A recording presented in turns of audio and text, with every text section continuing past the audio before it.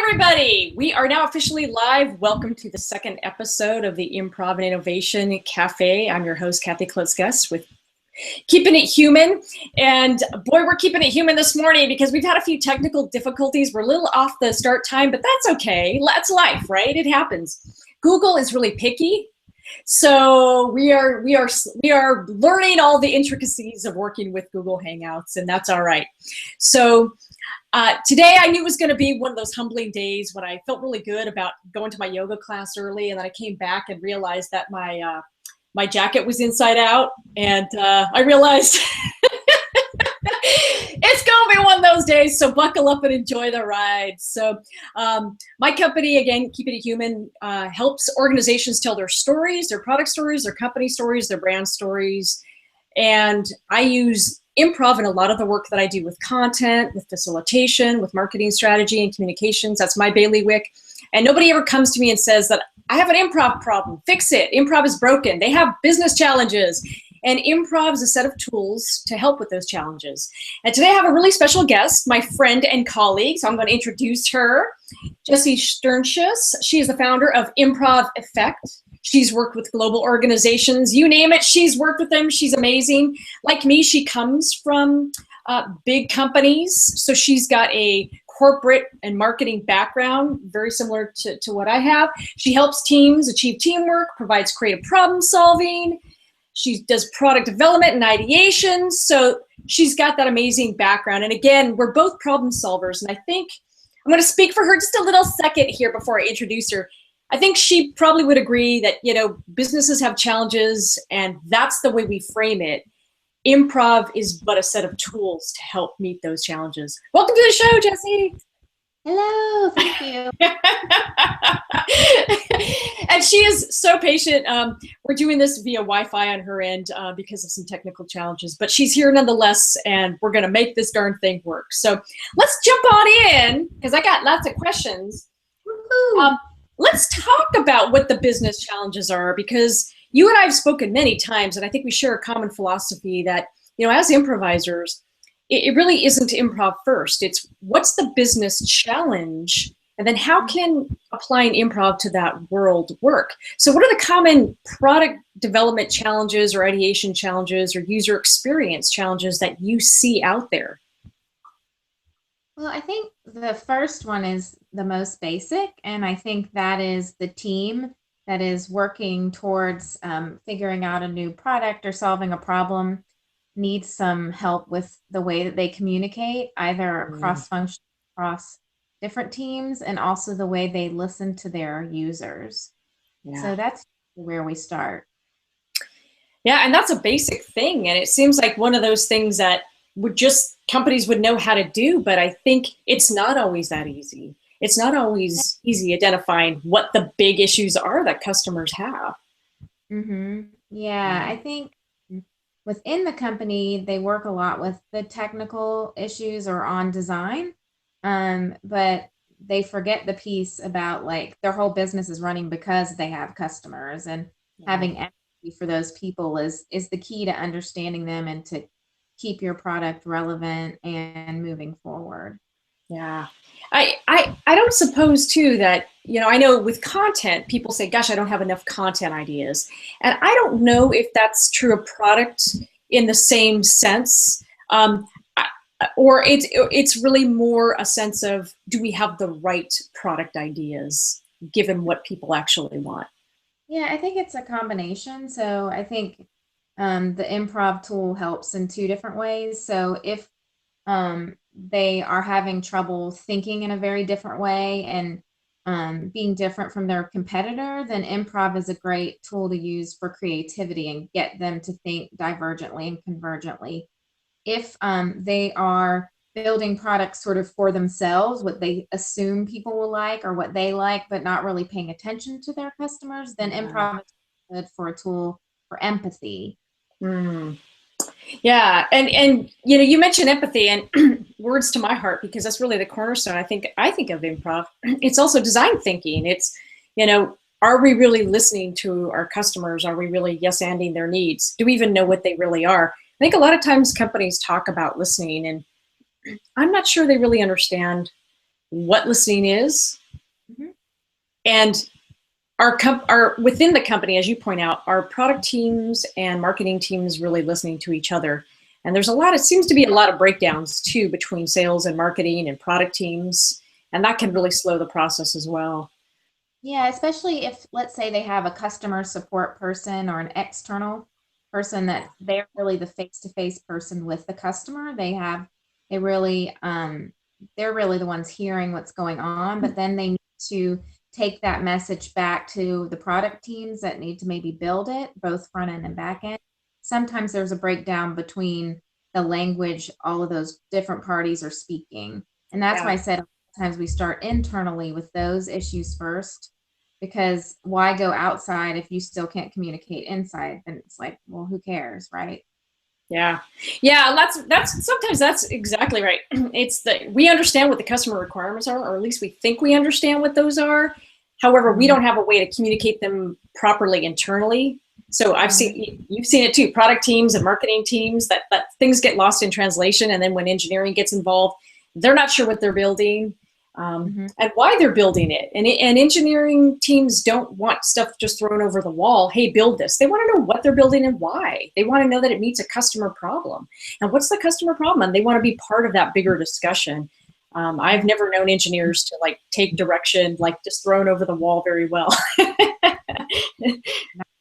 No. Yeah. Yeah, I think, some companies I work with, they've, set up scenarios where so that it won't be siloed, and they'll have engineers or even newly hired engineers go and sit with the customer facing people, customer support, so they can hear and see firsthand what those needs are. So then they have a better understanding why they're building, just not what to build, but the real core of the why. Of the why, yeah. It's interesting. If you look at Wired magazine, if you look at Fast Company, and I know you probably read a lot of the same things that I do, I think in the last couple of years, it seems like we're seeing this real interesting trend on where companies are emphasizing user experience, UX, we call it UX design, in a way that got ignored for so long. But it feels like that tide has turned, and companies are really not just product, but they're understanding that there's a larger end-to-end user experience that happens. And how does that translate into loyalty? And it seems like there's such an emphasis on design in a way that I've never seen, 5 years ago, 10 years ago. What's your thought on that? Yeah, I think that's absolutely true. It's kind of it's just mind-boggling to think, how are they not focused on that before, when a whole company really exists for how their user experience is their company, their product, or their process. So it's kind of bizarre that it's like, oh yeah, we should probably think about yeah, design. There might be something to that. Well, Johnny Ive from Apple just got, I think, a chief, I think, design officer title. Like, that has been elevated to an actual C-suite executive name. And I think that says a lot about the role of design, at least for Apple. We've always known it, where they see design in, and how important design is to their future. They get it. And I thought that was actually really interesting, just a recent development. But I did some research, and I thought I'd share it on this Hangout, because this is interesting. IBM has over 1,000 designers. So they actually have a designer title, and they have over 1,000 global designers working on user experience, which tells you how much they really value that whole process. Citibank's now looking at, end to end, where are the hiccups in our entire service? This is a story. Where does the story go bad for our customers? World Bank actually is investing heavily in user experience and in designers, because they understand, which I think is phenomenal, that the experience online of mobile money and mobile money transactions is going to be the linchpin in helping a lot of economies out of poverty. So they're employing and investing heavily in design for these mobile money applications. And I think that just says a lot across the world about how important design is, and /mobile, the whole user experience and all these different things. Right. Right. I think improv improvisers, I think, are really innately good at this. I think they're Yeah. trained in getting in the shoes of other people. That's what they do all the time. That's part of their play is they, have to take on a different character. And to me, that's just like stepping in the shoes of your customer. What does it feel like Yeah. to them? How would they use things? And that's what an Yeah. on stage. You're given some task or some problem that you need to solve, and you're not solving it as yourself, you're solving it as that other person. Yeah, absolutely. Are there companies that you've read about or worked with that are investing in applying improv to design issues? Are they bringing in improvisers to help designers and customers? Yeah, I think they are. I mean, I think people realize, like you said, what a huge need it is and how they need to shape their organization or reshape their organization. And some of them have internal people that know how to do it and others don't. Other thing, a trend that I see is like big banks or big corporate companies, they're buying out smaller design houses and design thinking companies, and then that small company becomes part of a larger company, and they call on their experiences to learn how to do that all internally. So that's kind of interesting too. Yeah, yeah, that's similar. I read a similar article, and I think it was Fast Company that said the same thing, where a lot of small boutique design firms are being bought, and they're becoming in-house resources to the IBMs and the World Banks and the big city banks and things like that because it's a strategic advantage. So it kind of it was a little alarming in that it sort of rang a bell of the disappearance of the boutique design firm. I don't know if that's totally true, but the fact that bigger organizations, the Fortune 500 and Fortune 1000, are actually looking at design as being a strategic advantage, that's actually a good thing.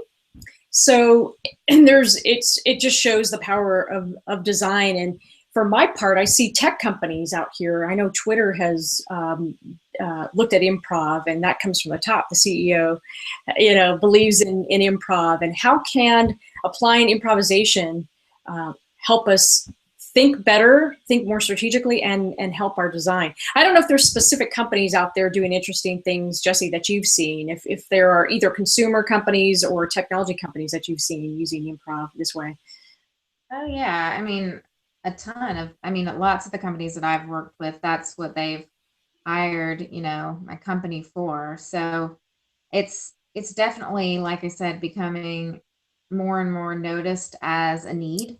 So And who are those companies, if I may ask? Can you for our viewers, are they who want to find out more, maybe want to look at those websites and see, wow, what does that look like? Are there what companies? well, one of the companies I worked with last week is a company called Transferwise, and they're a fast-growing startup that is basically they've figured out how to take the bank out of transferring money from one currency to another, Mm. and gotten huge amounts of investment from very big, Wow. well-known investors. And they're realizing that, to keep competitive, they need to, again, really understand who are their core users, who are those outliers who, broke a traditional way of thinking about the bank and were willing to try something new. And now they're in the second phase, which is, what is the next type of customer? Who are their friends? Who are the friends of those Yeah. outliers? Who are those outliers going to talk to afterwards? And how does this become viral? And Yeah. so they're using people like us. I mean, they Yeah. used other trainers from my company to help them ideate and think around those issues, really dig deep into those customers' needs, desires, what makes somebody unlearn a habit, you Yeah. know, and Yeah. improv's a tool to help people unlearn traditional things, right? Oh, absolutely. No question. One of the interesting things I've seen recently in my own experience was working with a credit union. And a credit union, it's really interesting that it's money, and we're talking about financial applications. I think that's a great example of where the experience isn't always great. Banks, I think if you look at, the Edelman Trust Barometer, every year they look at, how we trust big organizations, corporate, government, everything. I think, banks, oil companies, tobacco companies tend to be very low on that list. And we don't like doing it. We don't like, banking's one of those things you have to do, but it's not like, yeah, I gotta go transfer some money today. Yeah, it's not an experience like Disney. So it's one of those things where you just want to make it, you're never going to make it necessarily fun. You might, but you can certainly make it a lot easier and less painful. And one of the things I'm seeing with, one credit union out here by me in Silicon Valley in particular is there's a recognition that their future lies in millennial money. And it's, their average customer is, 52, and most 52-year-olds aren't taking out new loans because they're at a stage in life where that doesn't happen. So they're want to attract younger money. And millennials are very savvy, and they expect technology to be to be there, but they also they don't want to deal with customer hassles, and this old way of thinking that a lot of banks have had just doesn't work for millennials. So one of the things that they're rethinking is everything, and they're bringing in customers, a customer advisory board that's also made of millennials to go, to look at the whole experience end to end and go, yes, no, this sucks, this doesn't, keep this, get rid of that. And I think it's actually really interesting. If you think about your whole, and I kind of think about it this way, I'm curious what you think. I think about your whole user experience, all your touch points, as one big story. Where does the story work? Where does the story suck? Where does it break down? And how do we tell a better story? Because the only story that matters is that total experience that your customer is going to have. Yeah, I think that's exactly right. One of the things we'll do with companies is do that customer journey, and the key in my mind to doing that is to not start it at the first touch point of using your product, but what happened before and what happens after. And that's straight out of an improv game, when you scene and the audience says, do you want to see what happened right before this or what happened right after? And that's exactly, you can apply that exact game to a customer journey. So you can kind of play out what happened that led up to the point where the moment where they use your product. And then after they use it, what are they going to do? Who are they going to talk to? And so you're not just thinking of it in this like very small segment. Yeah. That's a really excellent point. I want to emphasize that. What's the mindset when somebody jumps to your website or to your store or whatever, physical or online kind of experience? Because if they've had a bad day and they're coming from something else that didn't work, they're already frustrated. And I think understanding the empathy that we talked about, what is going on in their head? What's the story playing in their head? So that when they come to your site, what's the story that you need to rewrite? And that's a really interesting kind of way to look at it. What happened before, what happened after. One of the things I like to do with customers, and it's very similar, is what comes next? What comes next? In storytelling on the stage, it's then what? And then what? And then what happened? And then what happened? And I'll actually talk to designers and I'll say, all right, then what? Then what do they do? Then what do they do? Like, let's not talk about user interface until we understand, what do you want them to feel? What do you want them to do? Then what do they do? Well, then what? So that they're thinking about it, the story and narrative that customers have in using their products. And that's one way I think of getting out at some of these little issues that we're talking about. Yeah, and then if you flip it and you say, okay, I want the same group of people who did their customer journey based on assumptions or data or whatever. Now we want you to go out, out of the building, kind of use that lean methodology approach and go actually do real customer interviews. You can use those same prompts, and then what, and then what, and really instead of pigeonholing them and making them answer the questions that you want, you facilitate them telling a good story, and you ask them those same things, and then what happened, and then what happened, and Exactly. So your yes and approach back and forth without making your customers say what you want them to hear. You know, you're really globally listening to everything and accepting the good and the bad. Absolutely. I mean, this is one of the beauties that I really love about design thinking, and I was fortunate enough to see it play out at the design school at Stanford, and they really do practice what they preach in terms of empathy. And you know, I saw people interviewing customers, and you know, in this kind of similar manner, they didn't really literally use the then what. That's my improv storytelling kind of, you know, lens. But it's very similar, and it's, well, and then what were you trying to do, and how did that go? And what was really interesting is they were doing an exercise when I was there, trying to redesign travel websites. And one woman that I overheard, whoopsie,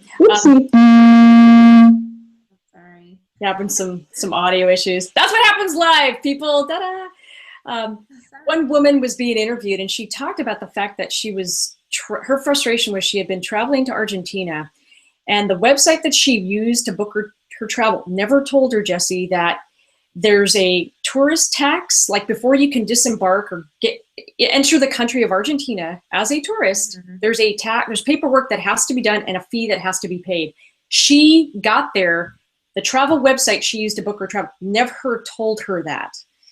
And she was like, you can imagine, the narrative in her head was, it was a horrible experience. Right. That's crazy. It is crazy. So then what? And then what? And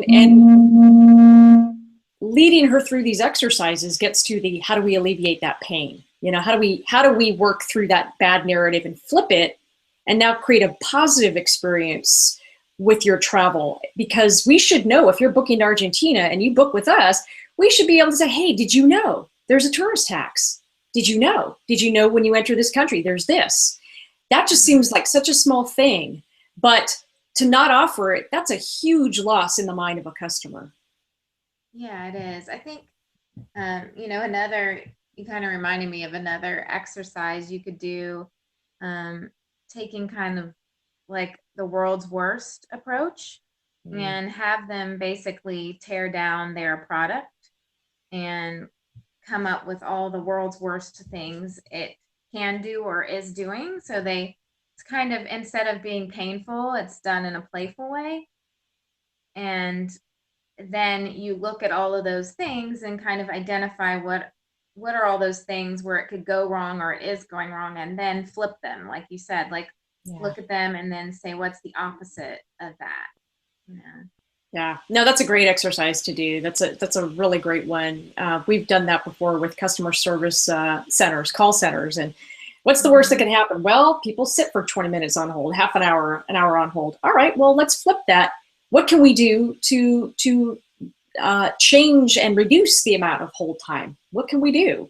Or at least can we entertain them while they're on hold? And then you start generating ideas like giving them more entertaining options and things that come out of just flipping that, to your point, which is a really great suggestion. Right.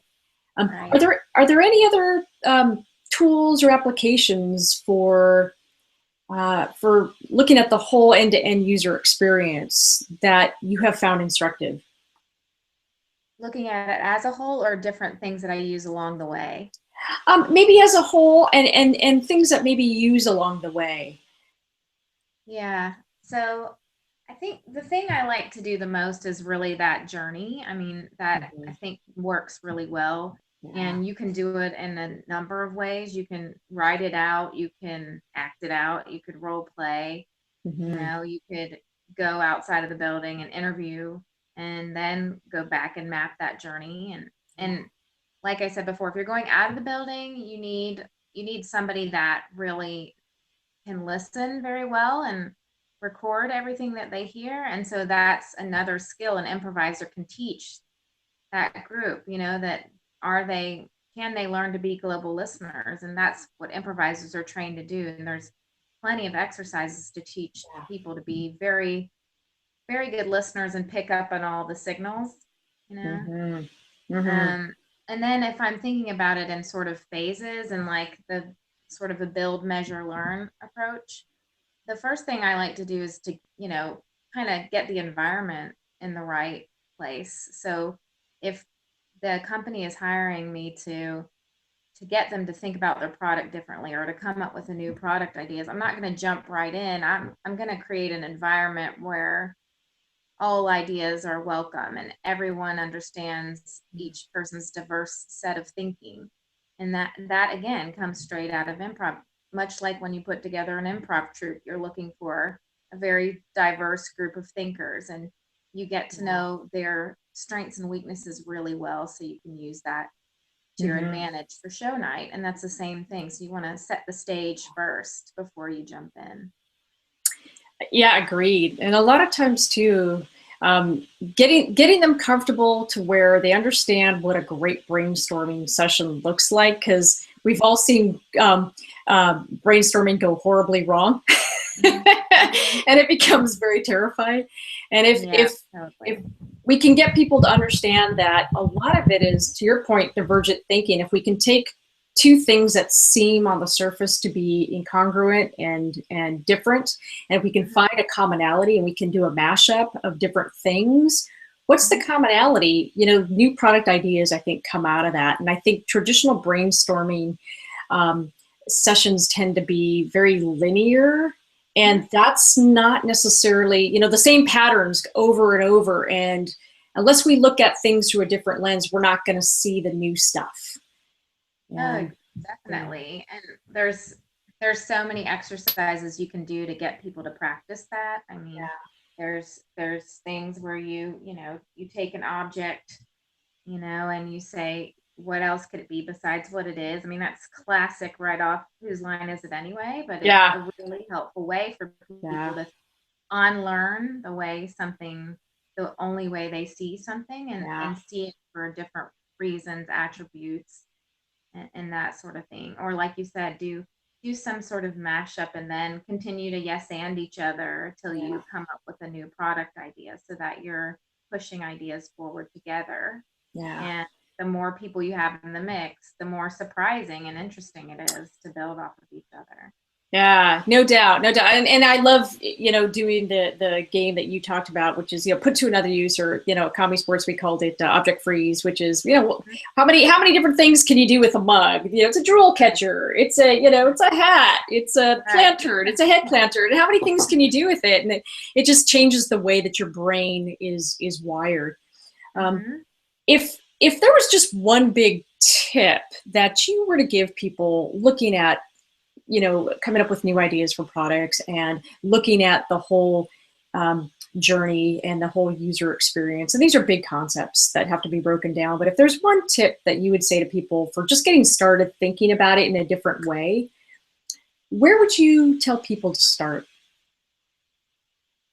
I think the first most important thing is to listen and understand that everybody has a story that you can learn something from. And I think learning to have that kind of mentality is such a helpful thing for when you start going into design thinking and thinking about your user, where you realize everybody has a value and a place at the table. And if you really hear their story, there's a lot you can learn from it. It's so basic, but so many people don't do that, And I think past that, it's starting, you could just be driving down the street and just make your brain unlearn things. Like I said, so like if you pass a tree, what else could it be? Just play that game with yourself to get your brain sort of a muscle to think differently and start looking at things with a real childlike perspective.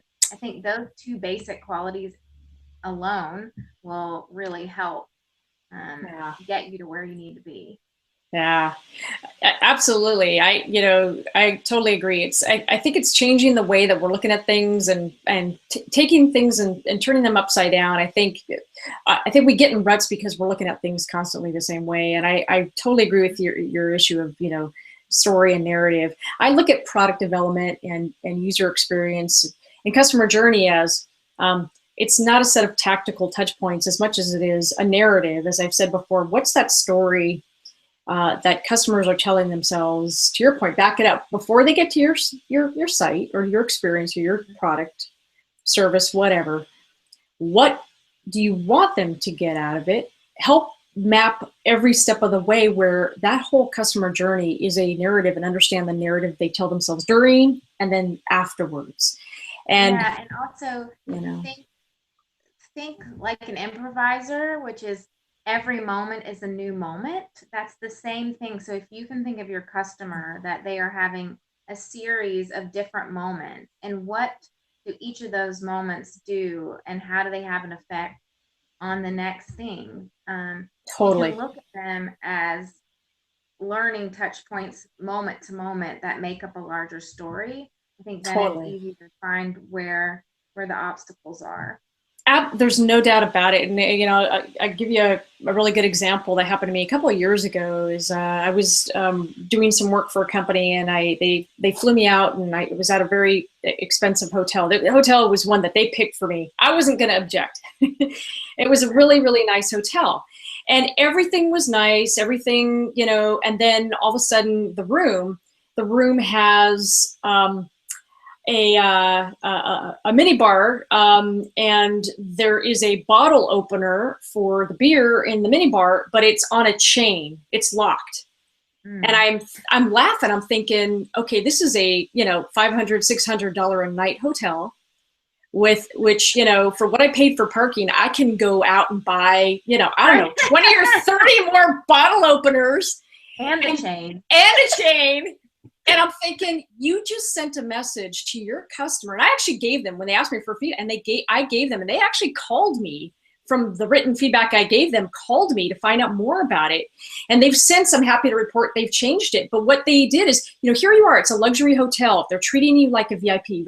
Oops, now you're a thief. Now you're going to steal a $10 bottle opener. And I said, do you not understand? Like, it's like, I'm having a narrative, I'm having a great experience. All of a sudden it's like, you know, disrupt. And now that moment to moment, think about my experience in the room. I'm like, you're charging me this much a night, but you're worried I'm going to steal a $5 or $10, you know, bottle opener for your beer. And by the way, I can buy better beer. So I got news for you. And I think it's just a side moment. It's a side, and it was one of those. But what I think they have to understand is that discontinuity in what they're trying to establish as a really great narrative and journey, positive, becomes a showstopper for me, because all of a sudden now you're saying you don't trust me, and yet you're billing me for whatever, and you gotta not send that message. That's a showstopper. And then it's very hard to, you have this dip.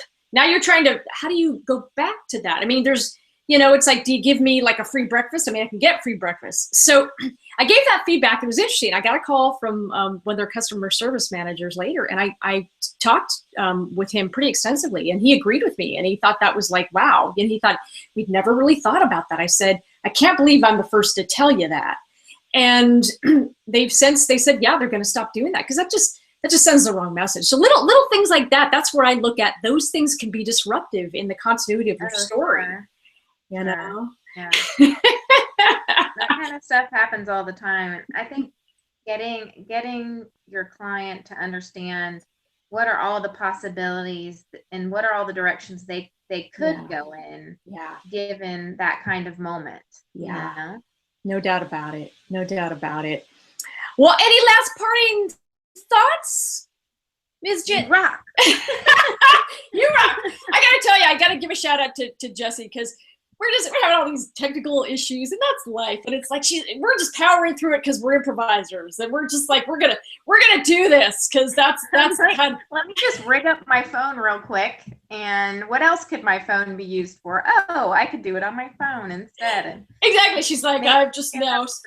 We're like one solution away from solving the world peace problem, because she's the MacGyver of like cell phones. Tomorrow. she single-handedly figured out how to create her own little hotspot or whatever. It's amazing. I know, you're like MacGyver. I don't know. It's amazing. Jessie, you are at you're funny and you are great. You are at improveffect.com. Where else can people find you? So you can find me on Twitter at the Improv Effect, and I also recently finished writing a book called Control Shift. It's on Amazon, so if you want to kind of look at what kind of day you're having, it's got an exercise to go with 50 different type of days that you could have, and It's a really, really fun book and addresses some of the stuff we were talking about today. Awesome. Awesome. And everybody, you can find me at keepingithuman.com. And I'm at cleverly at Kathy Klotz-Guest, no hyphen, as my Twitter handle, because I'm clever like that. And don't want to confuse anybody. And I've got a couple of ebooks in Amazon, including the Executive's Bedtime Guide to Storytelling. So thanks so much, Jessie, for playing with me this morning. We did it. Woohoo! You did it. Yes. Success. Success. And, you know, it can only go up from here, you know. All right, everybody. Have a great day. Jessie, thank you. And we'll see you on the next version of the Improv and Innovation Cafe. Take care and have a great day. Thank you. Bye. Bye.